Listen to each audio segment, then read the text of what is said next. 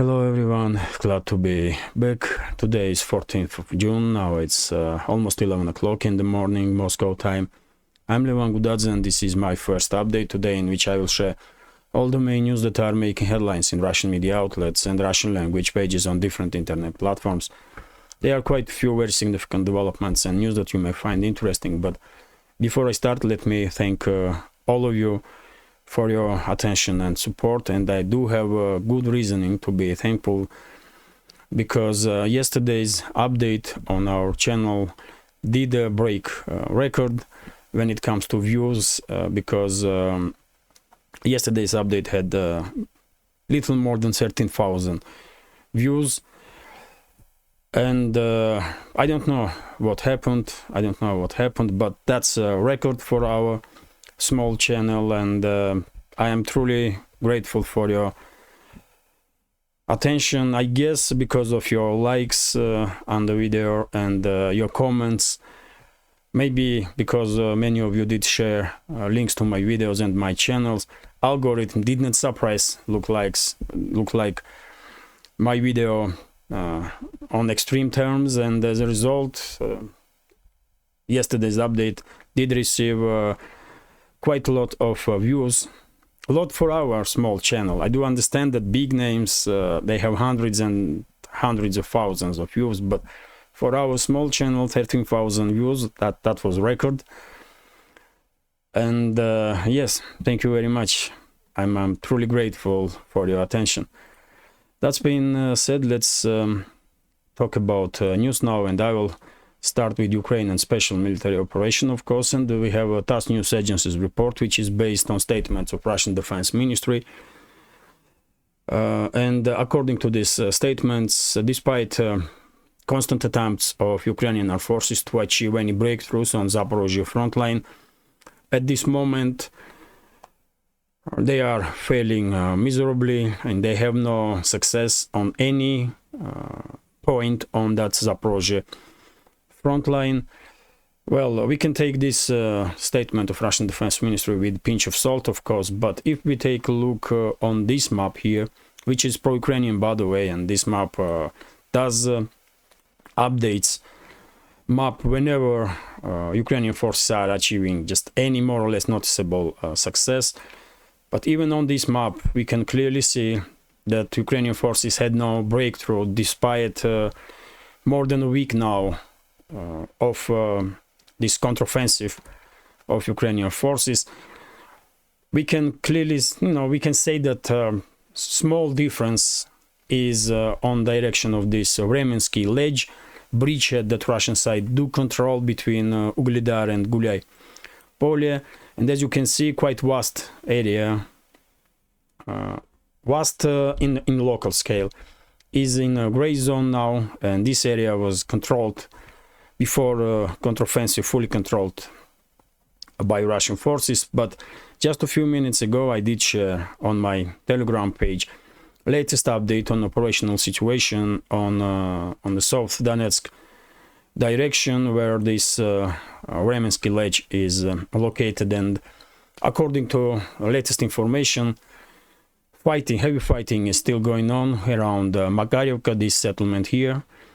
Small settlement, but still, also around Starozhivoye, and I guess same goes for Blagodatne here.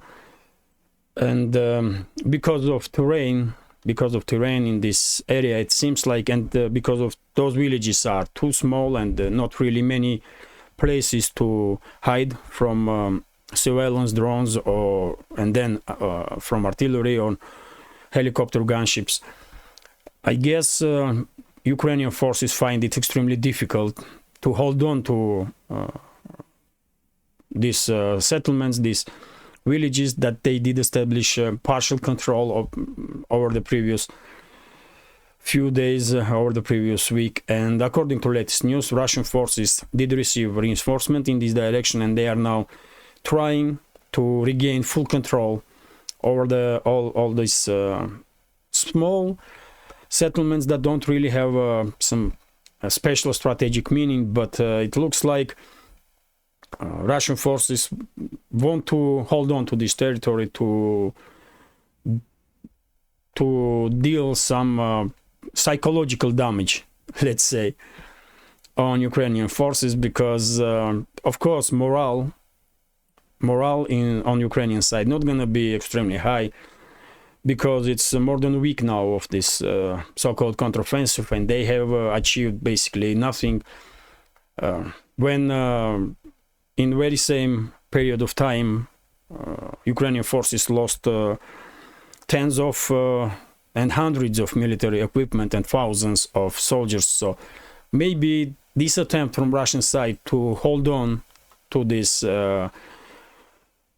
settlements, or to hold on to this bridgehead, more has to do with the psychological influence on opposite side, because I don't think these settlements have any strategic meaning whatsoever, because this entire bridgehead is located 10-15 kilometers away from first line of defense of Russian forces in this area.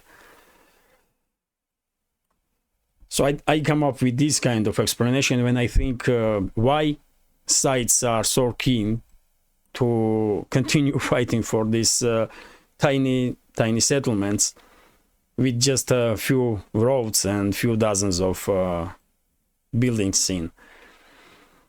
But that's my explanation. I guess Russian side just want to highlight that Ukrainian forces are unable to achieve any more or less significant success on the front line, and this will definitely influence a level of morale on Ukrainian side. That's for sure. And by the way, even pro-Ukrainian Telegram channels are acknowledging this, and they are going even further than that, and they are saying that because of heavy disinformation campaign that Ukrainian side is conducting, or Zelensky regime is conducting in army, according to which they already had established control, not just over the frontline settlements, but over the Tokmak, for God's sake, which is far away from the front line. In this time when soldiers, one way or another, are communicating with their relatives, when internet is available, maybe not on the front line, but there are some rotations, isn't it? And information is still spreading among Ukrainian soldiers, and they did read Western media outlets, they do read Russian media outlets, Russian Telegram channels, maybe they are watching my channel also, who knows. And they are seeing information, let's say this pro-Ukrainian map. If some Ukrainian officer who was told that forward units of Ukrainian armed forces are in Tokmak now, if this officer, for example, or soldier watching my, for example, update here, and sees that even pro-Ukrainian map is not seeing any more or less significant success on the front line, in Zaporozhye front line, despite the statements from Kyiv, and despite this disinformation or misinformation campaign that is going on inside the Ukrainian army, of course, those soldiers and officers gonna think about their further steps. And as you know, just yesterday I did report that one platoon did surrender with 2 armored personal carriers.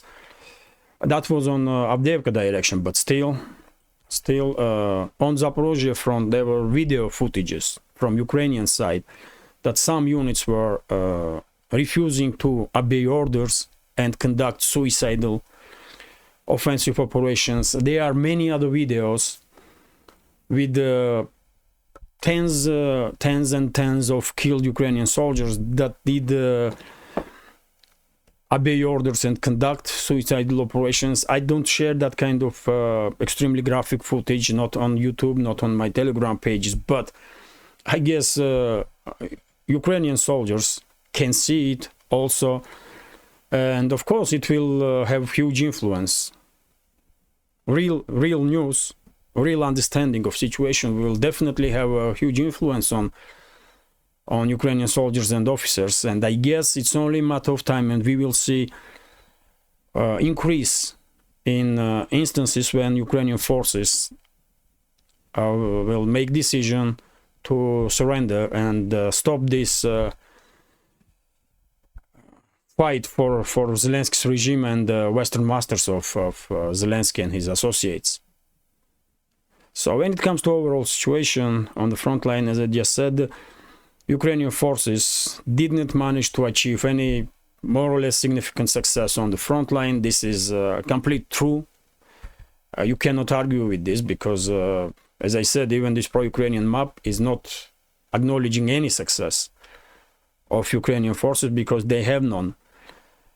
When it comes to Kherson direction, and by the way, I think this operational pause on Zaporozhye front line will continue maybe a little longer than I was anticipating initially when I said like 2 days ago that Zelensky's regime will now probably try to replace this extremely damaged Ukrainian brigades that did participate on the first stage of counteroffensive with the new brigades.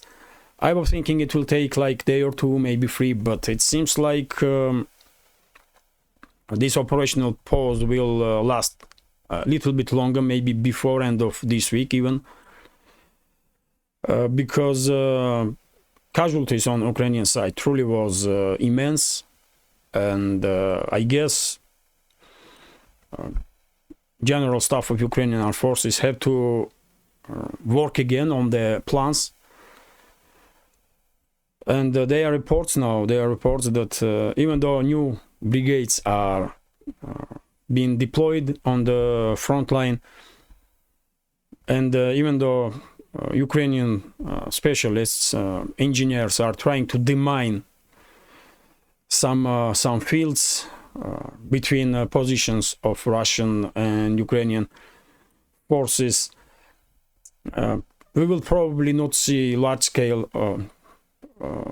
Not large scale, but we will don't see concentrated attacks of Ukrainian forces for quite a while now, because according to latest news, Washington and London in hurry are now beginning to deploy or deliver to Zelensky's regime additional military equipment because of so much losses that Ukrainian side suffer in this first week of offensive operation. And it's quite possible that Zelensky's regime will wait before they will receive this additional military equipment and ammunition, and then will renew offensive operations on Zaporozhye front line.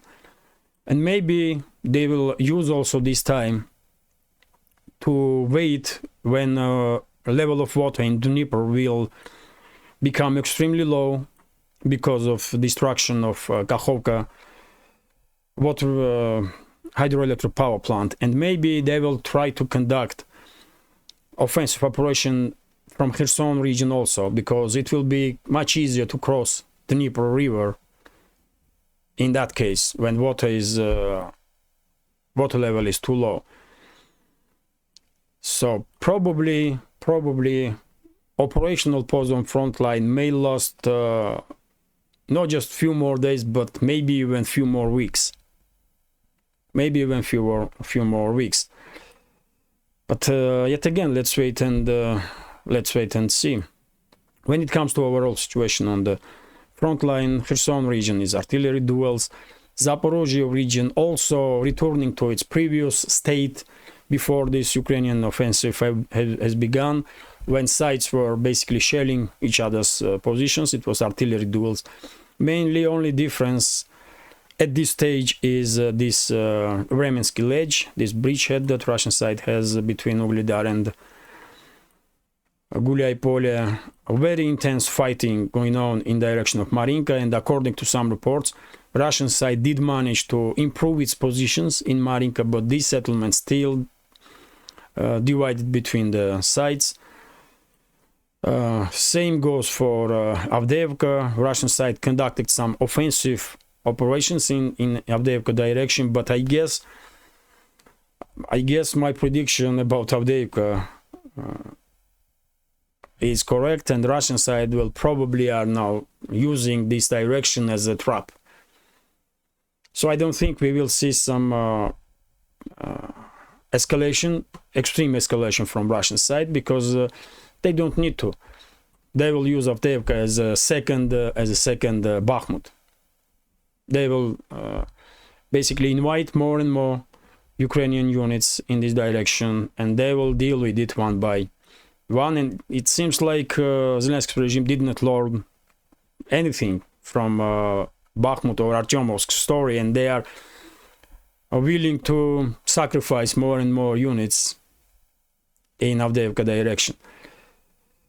So in direction of Artyomovsk itself, as you know, a few days ago, there were reports that Ukrainian forces were conducting some local scale offensives, but Russian side did repeal all those offensive movements from Ukrainian side, and I did share many videos of destruction of quite big Ukrainian military columns.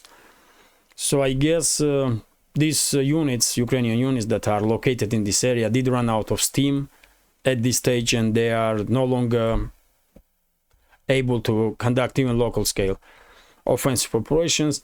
When it comes to Seversk, it's usual story, fighting going on, close range battle going on in Belogorovka area, and by the way, we did hit reports that Russian side destroy Ukrainian positions in this bridgehead that they have right next to border with the Russian Federation, close to Belgorod region, and therefore this area was quite active. Kupiansk direction basically was quite active, but yet again it's mainly artillery duels between the sides.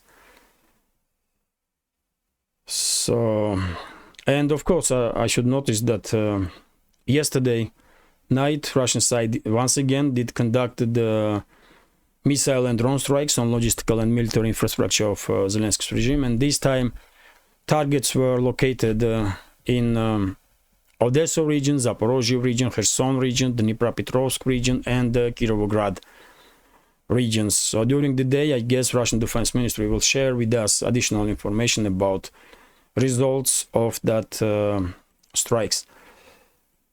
So that's when it comes to some quick summary of situation on the front line. Let's see if my prediction will become correct. If operational pause on the front line will remain, on Zaporozhye front line will last at least 1 or 2 weeks, because that's how long it will take, I guess, for Western elites to deliver some additional weaponry to Ukrainian side and ammunition, and at least same amount of time will be needed, I guess, for the Dnieper River, water level in the Dnieper River to become extremely low. And then probably we will see activization of Ukrainian side, not just on Zaporozhye front line, but also on the Kherson front line. And there will be some attempt of combined offensive operations from two directions. Let's wait and see. Let's wait and see what will happen. So, by the way, that's one more confirmation from Russian side that Russian forces did conduct offensive operations in Kupiansk direction with active use of EA-52 and Mi-28 helicopter gunships. And as I said, there was reports that Russian side destroyed Ukrainian positions on this bridgehead here that was used by Zelensky's regime to shell Belgorod region.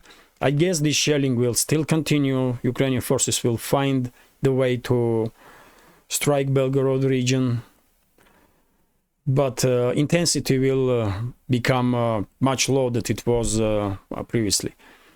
Let me continue now, and that's exactly continuation of topic. We have RIA Novosti's report, according to which Ukrainian armed forces did shell Kursk region two settlements become under Ukrainian fire, and in one of the settlements Ukrainian forces hit distillery plant, and some damage was done to that plant, but according to governor of region Roman Starovoit, there is no reports about casualties on the ground. Let me continue, and this is, by the way, TASS News Agency's report about deployment of Chechen Special Forces, Akhmat Special Forces in Belgorod region. So I guess in foreseeable future, in near future, it will be Rosguardia and Chechen forces that will deal with these sabotage groups that Ukrainian side is constantly sending in Belgorod region to conduct some sabotage operations. So this area will become under control of Chechen Special Forces, and I believe also PMC Wagner will send its units to secure Belgorod region and maybe Kursk region also.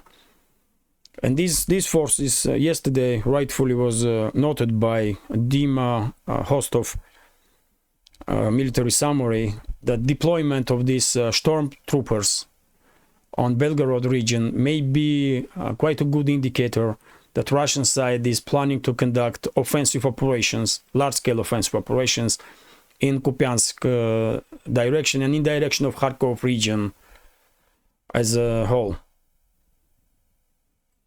Because mainly these border regions of Russian Federation are shelled from Kharkov region of Ukraine. So let me continue now, and we have statements from Deputy Chairman of Russian Security Council, Dmitry Medvedev, and this time he did notice that after involvement of US in destruction of Nord Stream pipeline, nothing is stopping Russia to destroy all the communication networks, all the communication cables that go under the ocean that are used by enemies of Russia. And this is, I don't know why Medvedev did make this statement. To be honest, Russia don't really act this way, at least before now. But maybe some plans have been worked on in Moscow in terms of retaliatory measures, and maybe we will see in foreseeable future some retaliatory actions from Russian side, because when it comes to legitimacy of targets, I mean, after the US destroy Nord Stream pipeline, gloves are off, basically. So who can say that Russia was acting illegitimately when Russian strategic interests were hurt very same way by US and US allies in Europe? So I guess gloves really are off, and maybe Russian side is working on some retaliatory, and not just maybe, but probably they are working on some retaliatory plans. I don't really like idea to distract these communication networks that Europe is using, Europe and North America using to communicate with each other. But yet again, it was US that start this conflict, isn't it? And there will be some retaliatory measures for sure from Russian side. It's just inevitable. It was a matter of time, and yes, in some time in future we will probably see that something will be done by Russian side to hurt strategic interests of US and US allies in Europe. That's how all conflicts are working, and I don't think this conflict between Russia and Western elites will be any different, really. Russia was and still are too soft even. And I guess even Western societies do think that Russia is too soft for now. And by the way, Zelensky, not Zelensky, but Medvedev, also made quite interesting statement day before yesterday. And that statement was about future or fate of Ukraine. And he did comment about Maidan. Maidan is a square, main square in Kyiv. Of course, you're all familiar with this name, Maidan, and Dmitry Medvedev did said that Maidan fairly soon will be in Russia. That square will be in Russia, and well, that's the answer for you about Russian point of view of future of Ukraine, because Maidan is in central part of Kyiv, and I guess once this conflict will end, Moscow will be principal to establish control not just over the southern and northern and eastern parts of Ukraine, but also central parts of Ukraine, where Kyiv and surrounding regions are located. So that's, if you remember, I was always saying that I'm quite sure western regions of Ukraine will become under control of western neighbors of Ukraine, and southern eastern parts of Ukraine will be under Russian control. But I don't have had enough indicators to say how will develop fate of Kyiv and surrounding regions, because truly there was not that much indicators to do some analytics. And now we do have first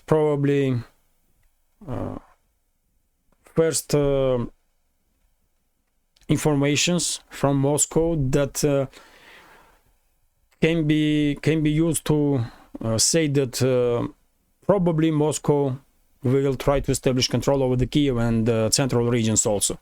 Otherwise, why should Medvedev say anything like that, that Maidan, which is in Kyiv, will be part of Russia?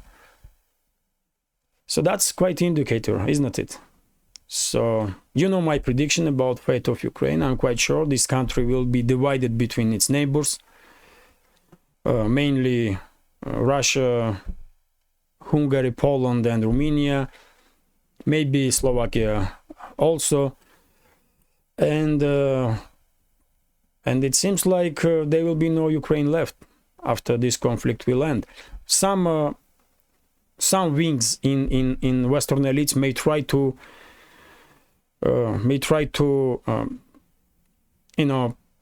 attempt to save statehood of Ukraine with capital of Kyiv and the surrounding regions, to create some landlocked state, and that will be mine for future, because it will be constant destruction for Russia. But I don't think this kind of approach will have a huge support in majority of Western elites, and I don't think Moscow will agree on anything like that. So that's why I think Medvedev's statement about this Maidan and Kyiv is important, because that statement does indicate that Moscow probably working on the plans to establish control over it won't be stated openly, maybe, but probably there are some works and even negotiations between Moscow and main capitals in the West, how this disintegration of Ukraine will be conducted and what areas will become under control of whom. And I guess Western regions will be under control of Western neighbors of Ukraine, and the rest of the territory will be controlled under Russia once this conflict will end. But okay, let me continue now. And this is statement of RT is reporting, Russia Today is reporting that head of NATO Stoltenberg did made once again statements about Ukraine, and he said that Ukrainian counteroffensive will help Kyiv in negotiations. Well, I don't know, Stoltenberg is misinformed or poorly informed, or what the hell is going on with him, because he does constantly make some stupid statements, and this time he did come up with these crazy sentences. At this stage, all we can say about Ukrainian counteroffensive that it did fail miserably, and it will definitely won't help Kyiv to conduct any negotiations with anybody. But yet again, maybe Stoltenberg is misinformed, or I don't know. Maybe he is in some parallel universe where Ukrainian forces are establishing control over the Moscow or something like that. Because how are you going to come up with this kind of statement when on the front line, according to some reports, Ukrainian forces lost at least manpower and military equipment, at least for 3 brigades. And there are some reports that Ukrainian forces lost up to 30% of its military equipment that was delivered by NATO states. And that's just in 1 week. And when in this kind of situation, Stoltenberg is coming up with this kind of statement that this counteroffensive will help Kyiv with negotiations, I mean, this is truly madness, man. This guy is out of touch with reality. Surely. But yet again, you know my take on Ukraine. I'm quite sure Western elites are pushing Zelensky's regime and Ukraine itself to self-destruction. And that's why maybe they are coming up with these optimistic statements. And that's why Washington and London in urgent terms are now delivering additional military equipment and ammunition to Zelensky's regime to make sure that this offensive will continue, and the Russian side will neutralize most of the battle-ready or capable brigades of Ukrainian armed forces, so that when Western neighbors of Ukraine, like Poland, Romania, Slovakia, will enter Western regions of Ukraine and try to establish some no-fly zone and all that stuff, they will receive minimal resistance from Ukrainian side, because that's what West wants. They are pushing Ukrainians on the Eastern Front so that in attempt to make sure that Russian side will neutralize majority of more or less capable Ukrainian forces. So only difference is, I mean, on the Western side, it's Hungary. Hungary will definitely establish control over the Transcarpathia region, but I guess Moscow, Russian and Hungarian forces, even if they will meet each other somehow, I'm quite sure their meeting will be quite friendly. But when it comes to Poland and Romania and Slovakia, if capitals of these states are not negotiating or will not negotiate their moves with Moscow, they may end up in direct clashes with Russian forces. And it will end badly for these states. Let me continue now, and yes, I did share with you this information about Medvedev's statements on Kyiv and Maidan. And by the way, yesterday Putin had a meeting with the military correspondents of Russian media, and he did spoke about many topics during this meeting. I did share on my Telegram channel quick summary or short summary about topics that were discussed during that meeting. Here it is. And I will just highlight now a few points. Putin did spoke about this Ukrainian counteroffensive, and he did said that Ukrainian forces already lost about 160 tanks and 360 armored personnel carriers. Well, I did find these numbers exaggerated, to be honest. Yes, Ukrainian forces suffer heavy casualties during that first week of offensive on Zaporozhye front line, but these numbers, man, 160 tanks and 360 armored personnel carriers and many more military pieces like artillery and drones and so on. Well, Putin probably knows something that we don't know, because if Zelensky's regime truly lost 160 tanks in first week, we will, I mean, in that case, I don't even know if Ukrainian forces will able to continue these offensive operations, even if they will receive some additional support from Washington and London, because in statements that we see from Washington, from US and UK, it's US will send military equipment from about for 300 million. That's urgent support, and UK will send some military equipment for some 100 million, and 350 to 450 million dollars are not enough to replace all the military equipment that Zelensky's regime did lost on the front line, if numbers that Putin did share with public are correct. And well, I guess Russian side will come up with photo and video confirmation of that destroyed equipment, because I don't know, man, I find it hard to believe in that.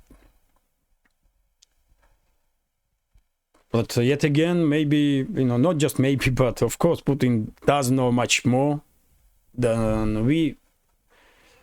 So maybe these numbers are correct. I don't know, man. But I mean, if it's correct, then I don't know. Then Ukrainian reserves, strategic reserves, are probably destroyed already. They lost their capacities to fight offensive operations, because it's not easy to replace 160 tanks, man. It's not easy to replace 360 armored personnel carriers, because it's not just military equipment itself, it's personnel, military personnel also. And well, even if European states in urgent terms will deliver now some 100 or 200 tanks to Ukraine, where are they going to find the tankers for those tanks? So I don't know, man. Now we are in situation when misinformation and disinformation are constant stuff, and we should always take with a pinch of salt any information from any side.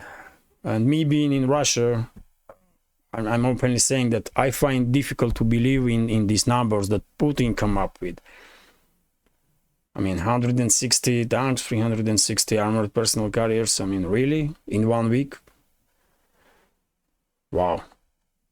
But yet again, I cannot confirm, I cannot deny. Maybe that's exactly the case. And maybe because of that huge, immense losses on Ukrainian side, maybe that's why Washington and London are coming up with this urgent military aid to Ukraine,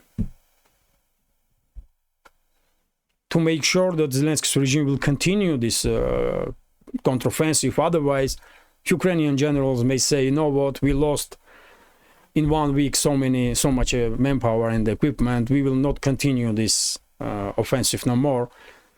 And that will be a problem for West.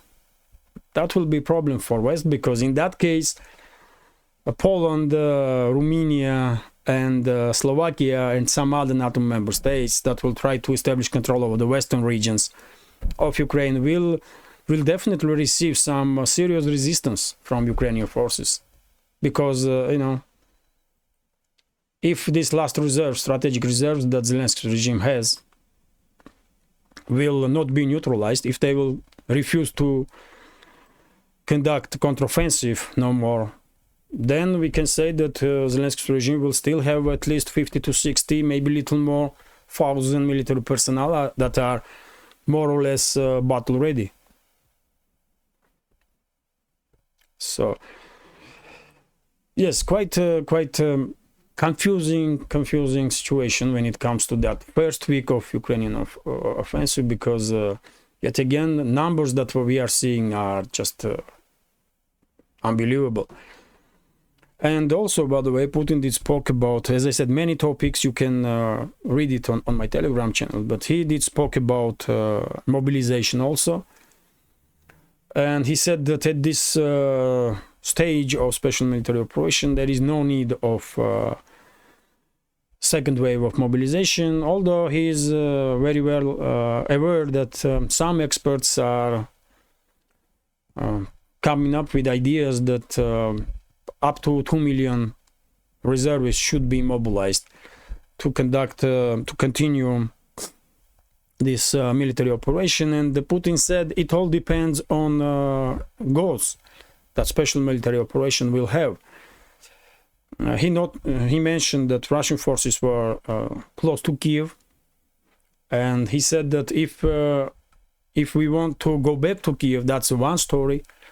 If we don't, then that's another story. And I just a few minutes ago did spoke about a statement from Medvedev when he said that Maidan will be part of Russia, Maidan in Kyiv, so Kyiv itself also. And I guess this statement from Putin was a kind of preparation of the ground for a future large-scale mobilization, because I guess Kremlin will come up with the idea that, I mean, if you want to establish or return all territories that used to belong to Russia, then we have to mobilize additional, I don't know, 500,000, million and a half reservists. But if we don't want to return to Russia its historic territories, then we don't need mobilization. So I guess in that in that case, Kremlin will try to generate support for mobilization from within society, because of course very same time there will be propaganda in Russian media that if Ukraine will remain as a state, it will be danger for Russia forever. And yes, I guess Kremlin will manage to generate in society support towards large-scale mobilization, and that's what we will probably see. I'm quite sure about it. And I did spoke about mobilization many times before, and I was always saying that there will be at least one more wave of mobilization. Maybe it will be partial mobilization and some 500,000 reservists will be called. Maybe it will be general mobilization. I don't know about that, but I'm quite sure one way or another, but mobilization will take place. And by the way, Putin also spoke about Kharkov region, and he said that Russian side will be forced to, because of this constant shelling of Russian territory from Kharkov region, Russian side will be forced to consider establishment of some demilitarized, let's say, zone, and they will be work on this topic in Moscow. And by the way, Dmitry Medvedev also commented on this topic, and he said that this demilitarized zone or sanitar zone should be on the border of Lvov. Lvov is a western Ukraine, and by the way, time after time there is so many indicators, this little glimpse that gives us some kind of understanding of what kind of plans Moscow really has, and what kind of topics may be discussed behind the scenes between Moscow and major capitals in the West. Because yet again, Medvedev did said that yes, this demilitarized zone or sanitar zone should be in the place, and it should be on the borders with Lvov. So we can interpret this as on the border of western regions of Ukraine. So that's one more indicator that after this conflict will end, Ukraine will be divided between its neighbors, and there will be no such a state as a Ukrainian political map. I have enough indicators to predict this kind of development. Let me continue now, and yes, I did spoke about this topic that Putin for this moment don't think it's necessary to conduct mobilization. This is TASS news agency's report about statement that Lukashenko, president of Belarus, did made. So Alexander Lukashenko did comment on deployment of Russian tactical nuclear weapons in Belarus, and he said that if Belarus is attacked or Russia is attacked and there is an urgent need to use the nuclear weapons, it will take just one call from him to Putin, and tactical nuclear weapons will be used. So even though these nukes are formally under Russian control, it won't be difficult. It won't take long bureaucratical steps to make decision to use tactical nuclear weapons if there is such a necessity. That's what Lukashenko said during his interview to Russia 1 channel, TV channel. And well, we all know that Russian side did already train Ukrainian units, Ukrainian pilots and the ground forces how to deploy nukes and how to use nukes, and there are some contradicting statements in Russian media about nukes itself. Some reports are indicating that tactical nukes already are in Ukraine, not in Ukraine, but in Belarus. And some reports are saying that Russian tactical nukes will be deployed in Ukraine in the first weeks of next month, June. So of course, no one gonna tell us exact date when nukes will be transported or deployed to Belarus. That's quite understandable, but yes, this is kind of warning from Lukashenko towards NATO and first of all towards Poland, because if Poland will conduct aggressively towards Belarus, according to Lukashenko, it will not take long before tactical nukes will be used. Let me continue now, and this is TASS news agency's report about Australian F-18 fighter jets. Zelensky's regime did ask Canberra to share information about readiness of F-18s, Australian F-18s that were removed from service in previous years. And by the way, according to information from open sources, Australia removed from service 71 F-18 fighter jets from 2019 to 2021, and they are replaced now by F-35 fighter jets.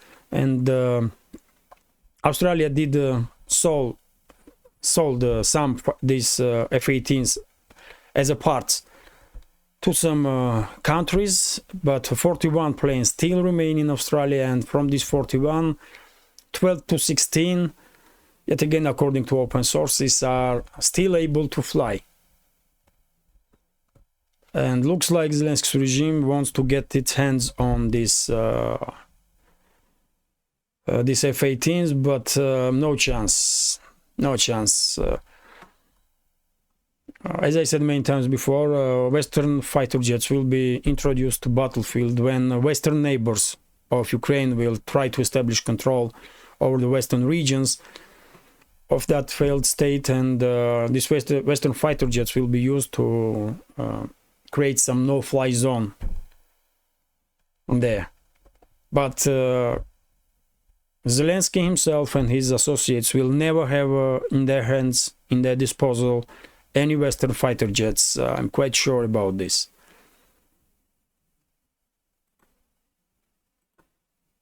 But by the way, even if I don't know, Australia or I don't know, Poland or any other NATO member states, Australia not even in NATO.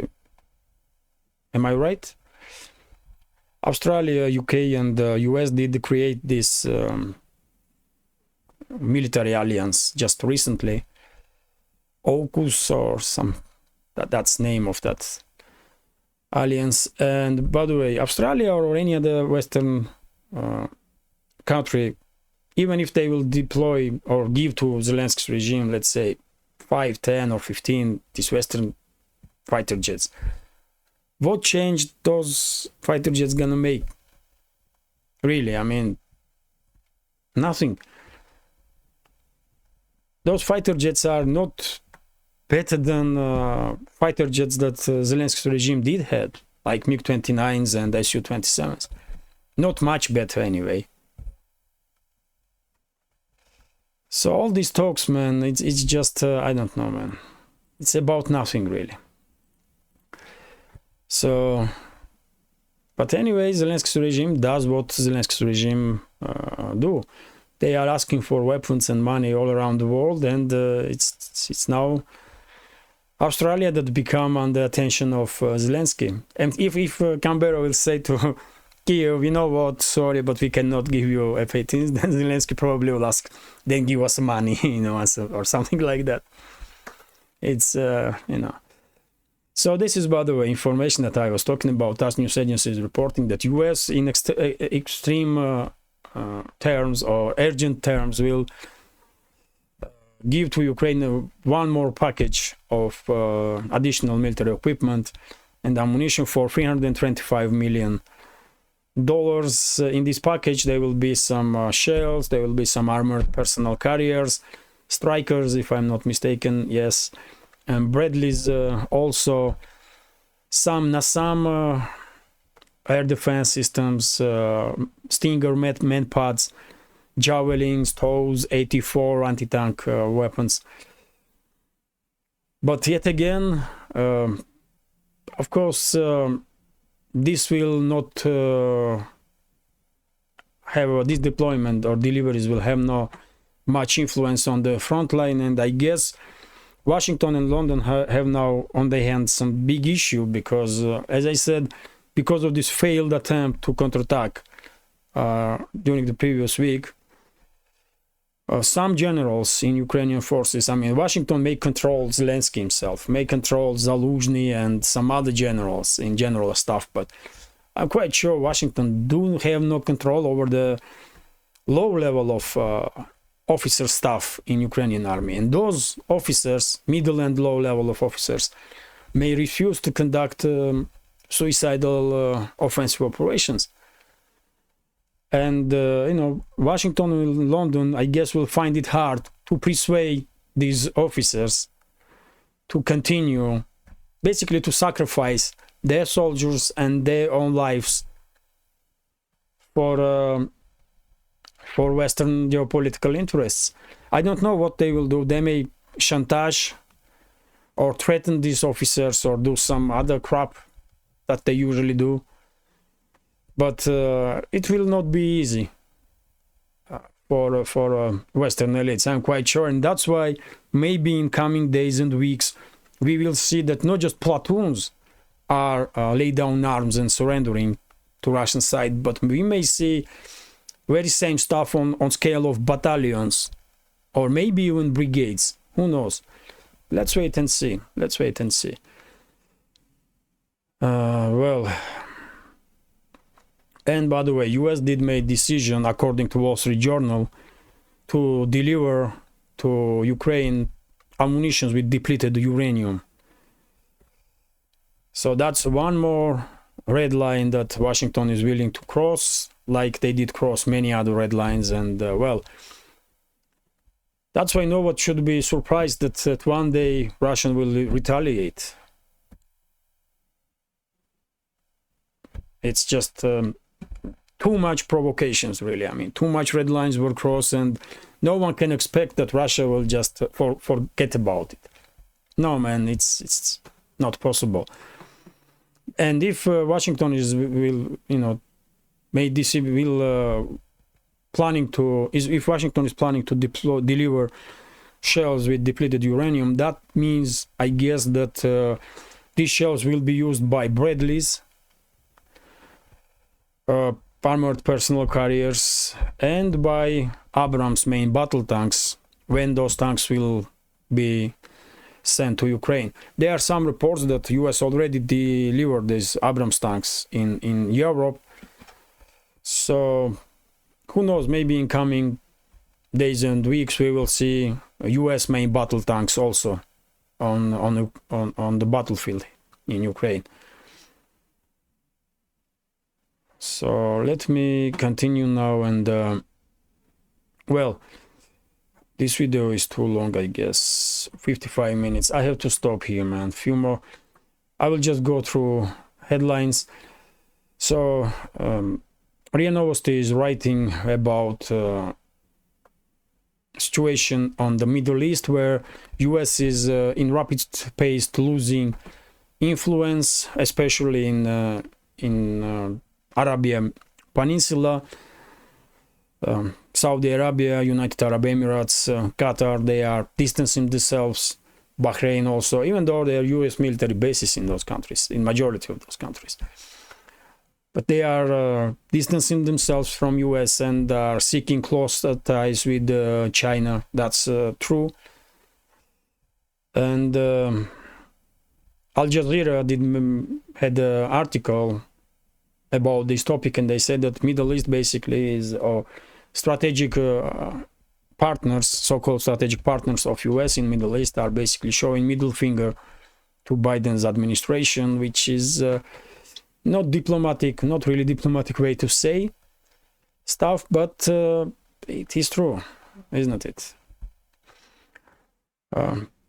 Middle Eastern states no longer care about Washington and Washington's demands, as it was in previous years. And few more news, just quick summary. TASS news agency is reporting that in this year, in 2023, according to experts, Russia's banking system will probably give up to 6 trillion rubles to finance mortgages. So experts are predicting increase in activization on housing market, and up to 6 trillion rubles will be given to citizens of Russia who wants to buy in credit, of course. No one gonna give this money as a gift. It will be credit, just ordinary mortgage stuff. And yes, 6 trillion, that's quite amount of money. And head of Sber, main Russian bank, expert of Sberbank, Kirill Tsaryov, said that mortgage will probably rise in 2023 for 46%. I don't know what is happening, why experts are expecting this level of increase of activity on the housing market, but they are predicting that mortgages will rise, financing of mortgages will rise 46%. Well, that's good news. If banks will more easily give mortgages, it's an interesting topic for me also, because we don't have a home, and I hope before I die I will manage to take mortgage and pay for it, and leave to my kids, live for my kids house. So that's an interesting topic for me. And yes, one more news. Gref, head of very same bank, Sber, which is the main Russian bank in Russia, did predict that Russian GDP will rise in 2023 up to 2%. Well, Russian central bank a little bit more conservative in its estimations of growth of Russian economy, but that's usual stuff. with central bank. Head of that bank, Nabiullina, is quite conservative in her estimations always. But Gref, German Gref, head of Sberbank, looks like more optimistic. And 2% of increase of GDP in this situation when West did impose on Russia, I don't know, over 10,000 sanctions and counting. Well, that's quite an achievement, isn't it? So yes, Russian economy is managing to deal with this pressure from the West and even achieving some success. This is it for now. Wow, video is too long. I didn't expect it to be more than an hour. Sorry for that, but I hope update is quite informative and interesting. And if so, please hit that like button, leave some commentary about any topic you like, and if you can, please share links to my videos or my channel with your friends on Facebook, Twitter, Telegram, or any other platform that you are active on. That will probably help me to deal with the YouTube's algorithm and reach wider audience. And if you think this channel is interesting and useful, please consider to support with small donations through PayPal, Buy Me a Coffee, or by subscribing to my Patreon page. You will see links under this video in the description box. This is it for now. I wish you a great day and take care.